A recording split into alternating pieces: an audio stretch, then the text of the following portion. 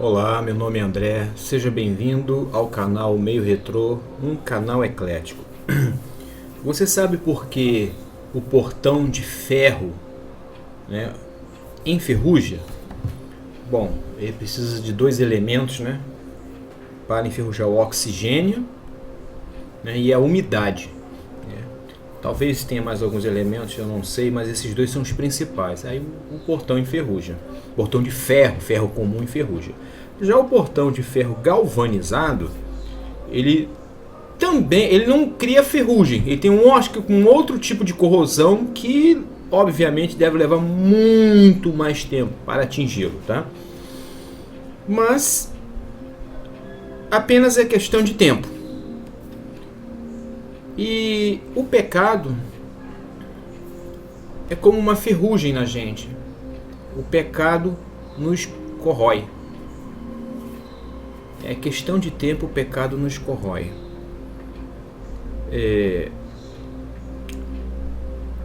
Eu tenho observado nesses meus quase 30 anos de evangélico que tem se vendido entre aspas, tá? Tem se apresentado, né? A palavra tem se apresentado aos não cristãos um evangelho diferente do que realmente está escrito. Por exemplo, crente não peca. Onde é que está escrito na Bíblia que crente não peca? Você que está me ouvindo é um cristão evangélico? Eu não peco, não. Você que já olhou aí, desculpa eu falar assim, a bunda de outra mulher, varão, passou aí pela rua.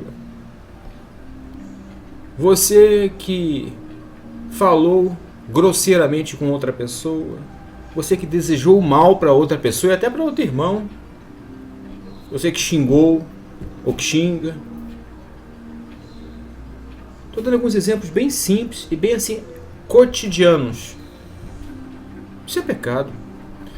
Porém, tais pecados, eu entendo assim, na palavra de Deus, não tem poder de condenação para os que reconhecem que pecaram e pedem perdão a Deus no nome do Senhor Jesus Cristo.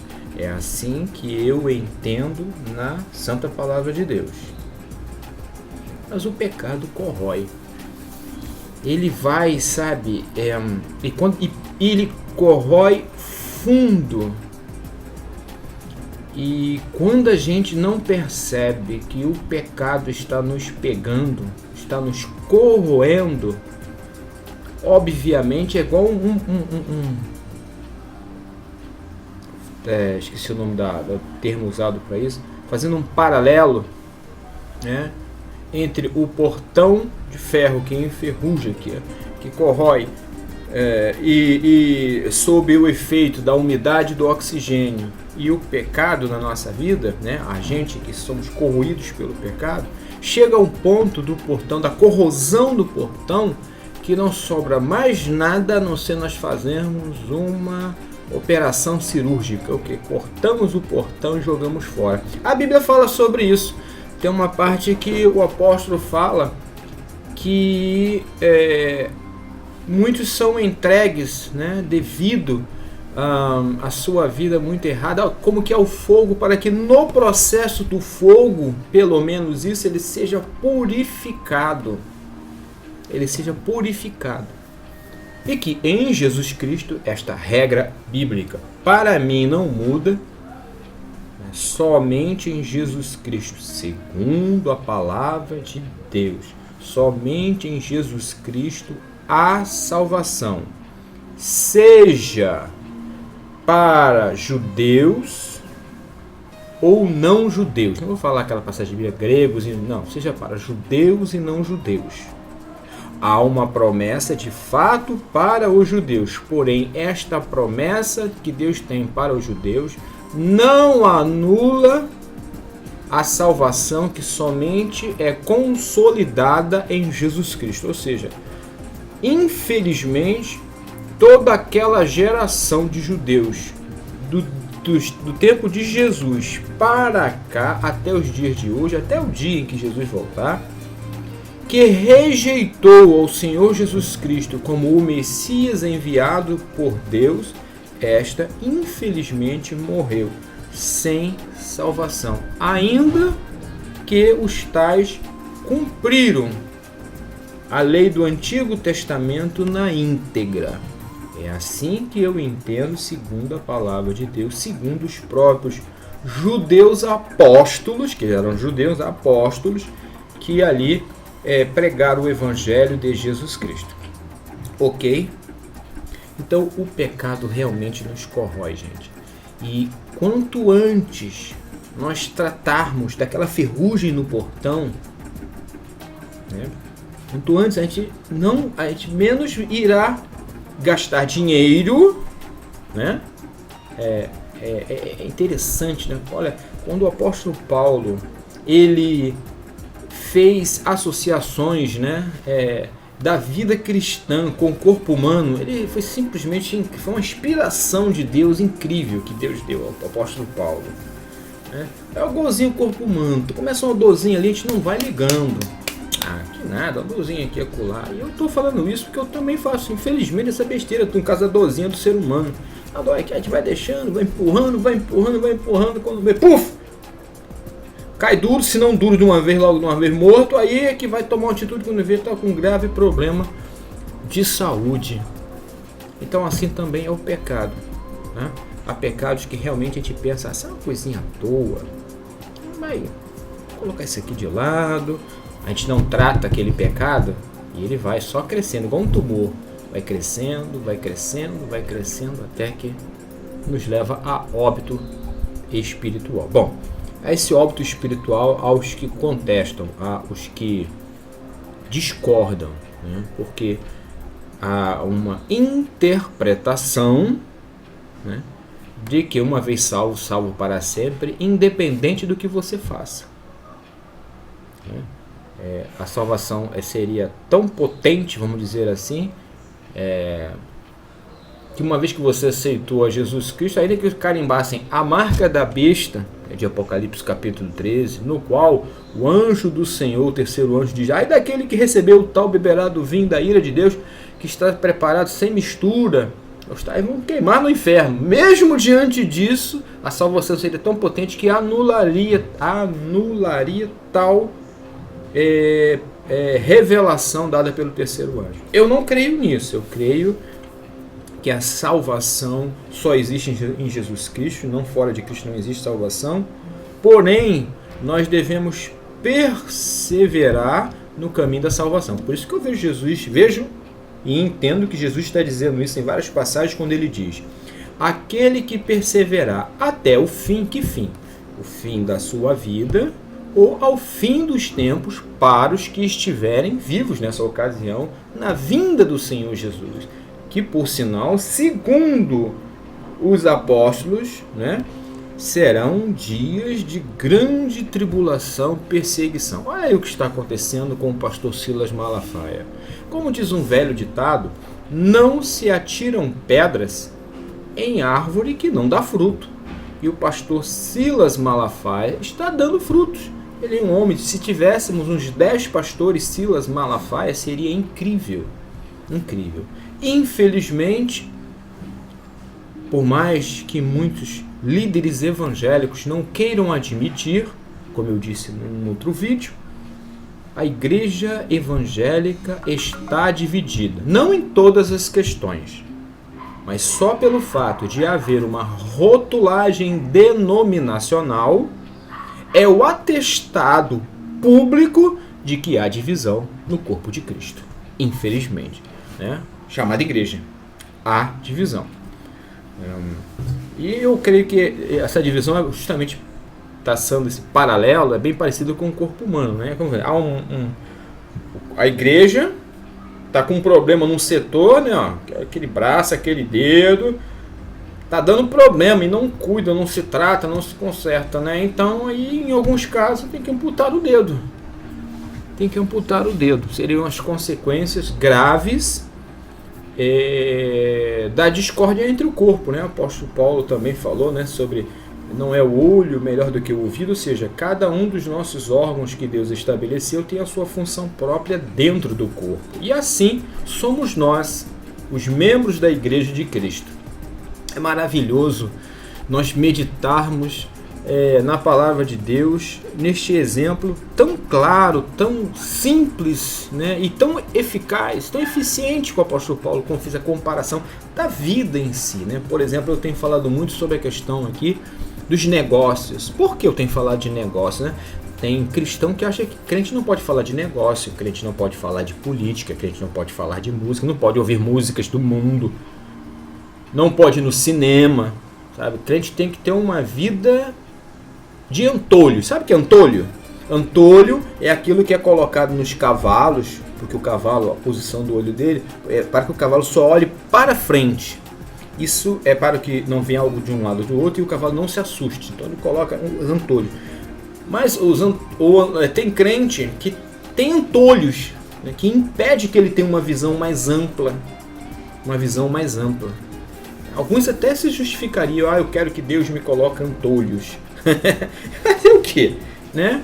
Eu, graças a Deus, louvo a Deus pela inteligência que Ele me deu. Pelo menos eu digo isso assim. Na verdade, Ele me deu uma inteligência. Eu é que não soube usá-la a meu próprio favor. Estou falando a respeito de finanças, a meu próprio favor.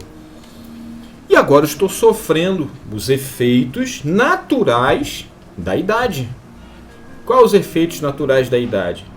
Começa a falhar a mente, né? Quer dizer, ou seja, eu desperdicei as oportunidades lá atrás, quando eu era jovem, como nós vemos aí o seu filho, a sua filha, que pega um celular e desfaz aquilo de um dia, e você fica assim olhando: como é que essa criança fez isso? Eu converso com meu vizinho aqui, ouvi dezenas desse tipo de testemunho de pais que são inteligentes para a sua época, mas os filhos que vêm numa velocidade incrível. Eles absorvem, né? Eles absorvem, né, muito facilmente a tecnologia existente. Tanto é que tem um filme, né, com Harrison Ford, que usam as crianças para fazer uma guerra, né? Uma coisa assim, e ele fala de algo bem interessante, como as crianças, né? E obviamente devem haverem também coisas malignas, né, sendo utilizado pelo diabo com base em cima desse conhecimento que muitos estão descobrindo agora, como por exemplo eu vi recentemente na televisão que as abelhas são inteligentes e elas aprendem, e mostrou isso, os cientistas descobriram isso, muito interessante. Conclusão da história: conhece-te a ti mesmo.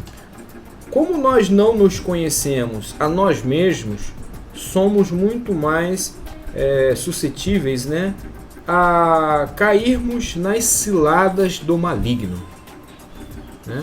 Eu falei do maligno de uma maneira que fez lembrar um tal cidadão por aí que diz que Jesus não voltará. Então o pecado realmente corrói. Então nós temos que tratar o pecado como uma ferida, como uma doença. E é o que ele é, de uma certa forma. Ele é uma doença espiritual. Obviamente o remédio, por exemplo, meu gato, né? O gato é gato, né? Tá saindo por aí, o bicho tá, meu gato confederado, que eu falo que tem todo enfaixado. Aí cada dia volta com um buraco, todo arrebentado, né? Aí eu tô tratando ele com esse remédio aqui, comprei ali, indicaram, eu tô botando, mas tá difícil. Ele passa as unhas assim, vai arrebentando, eu enfaixo, faço de tudo.